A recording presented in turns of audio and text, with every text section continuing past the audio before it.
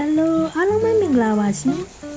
ဒီနေ့ကဟင်းသီးဟင်းရွက်သိမ့်မစားတဲ့ကလေးတွေအတွက်ငဖယ်ကြော်လေးကြော်ဖြစ်ပါတယ်ရှင်ငဖယ်ချင်းငါးချစ်ကြက်ရသုံးလို့ရပါတယ်ရှင်ငါးချစ်တဲကိုစားစနွင်းမုံချိုမုံနဲ့ငရုတ်ကောင်းမုံလေးထည့်ထားတယ်ပြောင်းမှုလေးနဲ့ခါကျက်ဥနီလေးနဲ့ကြော်မှာပါရှင်စီစီပိုင်ပိုင်လေးဖြစ်ဖို့အတွက်ကြော်ကမုံလေးလည်းသုံးထားတယ်တစုံခွဲလောက်ထည့်လိုက်ပါတယ်ရှင်ကျက်ဥလေးတစ်လုံးလည်းဖောက်ထည့်ပါတယ်ရှင်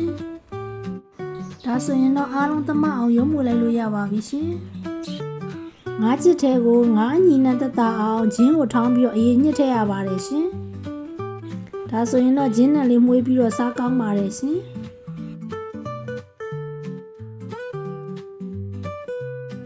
ငါ့ကိုစီးပိုင်အောင်နှိပ်ပြီးလို့ရှိရင်ကိုထက်ကျင်တဲ့အသီးနှံလေးတွေထည့်လို့ရပါပြီရှင်ပြီးရင်အနေတော့အလုံးလေးတွေလုံးထားလိုက်ပါတယ်ရှင်ဒီပူလာရင်ထက်ကြော်လေးရပါပြီရှင်အပေါ်ကနေအသားအရာလေးရောက်မှလေးနဲ့ပြီးပေးလိုက်ပါတယ်ရှင်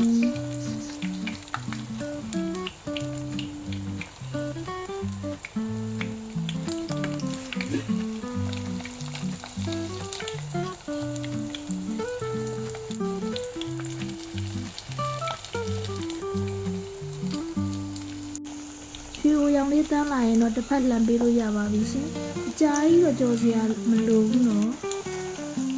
ကြော်ရာကြာသွားရင်တော့မမိုင်းနဲ့စားမကောင်းဖြစ်သွားမှာနော်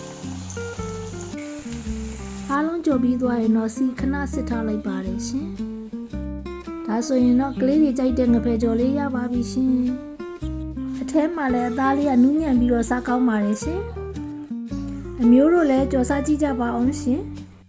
အားလုံးပဲနေကောင်းကြမှာကြပါစေရှင်